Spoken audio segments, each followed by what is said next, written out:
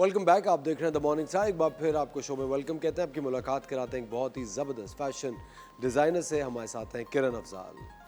अस्सलाम वालेकुम किरण, कैसे हैं आप? वालेकुम खैरियत से? जी बिल्कुल। आपको किरण कहूँ या किरण कहूँ? मुझे अब किरण बोलें। अच्छा किरण, कब से काम कर रही है, कैसे ब्रांड स्टार्ट किया आपने? एक्चुअली ये कोविड में स्टार्ट किया था वेरी नाइस। और उस वक्त कुछ था भी नहीं काम ऐसा करने के लिए, तो पहले ऑनलाइन शुरू किया।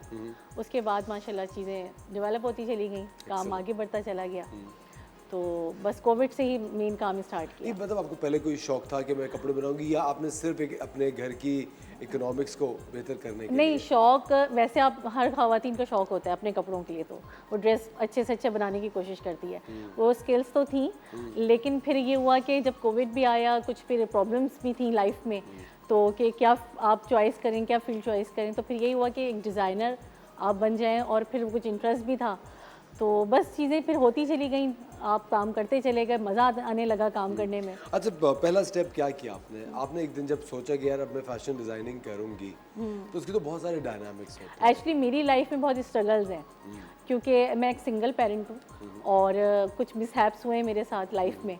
तो उसके बाद चीज़ें इतनी ख़राब हो गई थी लाइफ में कि काफ़ी डिस्टर्ब थी मैं, और समझ में नहीं आ रहा था कि अब लाइफ का नया स्टेप क्या उठाया जाए, क्या किया जाए। तो बस फिर खुद ही कहते हैं ना, अल्लाह की तरफ से कुछ मदद आई, कुछ समझ आई कि नहीं, मतलब इतना गम नहीं लगाना ज़िंदगी में, कुछ ना कुछ करना है। तो फिर चाहे बच्चों को, जब आप एक माँ होती है तो आप बच्चों को देखते हैं तो आपको कहते हैं इनके लिए कुछ करना है, इनके लिए आगे बढ़ना है लाइफ में। तो बस फिर आहिस्ता आहिस्ता मैंने सबसे पहले पढ़ाई शुरू की। उसके बाद हाँ, और क्योंकि फैशन डिज़ाइनिंग की भी की, कुछ शॉर्ट कोर्सेज़ किए। उसके अलावा फिर क्योंकि मैं बिल्कुल, जब मेरी शादी हुई थी तो मैं बहुत टीन एज थी, तो मेरी शादी हो गई थी। तो और जब चीज़ें प्रॉब्लम्स में आई, तो वो 21-22 साल की ज़िंदगी मैंने ख़त्म करने के बाद सेपरेशन की। तो उस वक्त बच्चे भी बड़े हो चुके थे और लाइफ भी काफ़ी चेंज हो चुकी थी।